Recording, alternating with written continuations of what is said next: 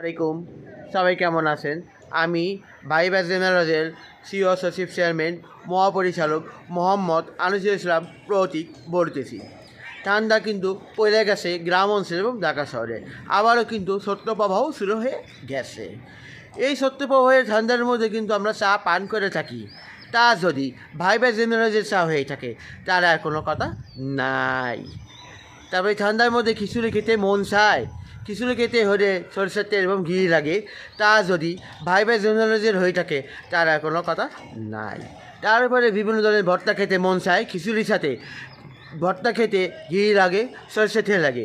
তা যদি ভাইবা জেনারেলের সরষের তেল এবং ঘি হয়ে থাকে তার আর কোনো কথা নাই। তারপরে গরুর মাংস খেতে মন চায় খিচুড়ির সাথে। গরুর মাংস রাঁধতে হলুদের গুঁড়া, মরিচের গুঁড়া, ধনের গুঁড়া, জিরার গুঁড়া, দারুচিনি গুঁড়া লাগে। তা যদি ভাইবা জেনারেলের হয়ে থাকে তাহলে আর কোনো কথা নাই।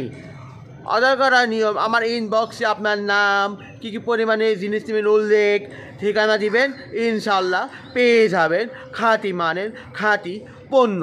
একবার খেতে তা বারবার খেতে মন চায়। সবাই ভালো থাকবেন। আসসালামু আলাইকুম।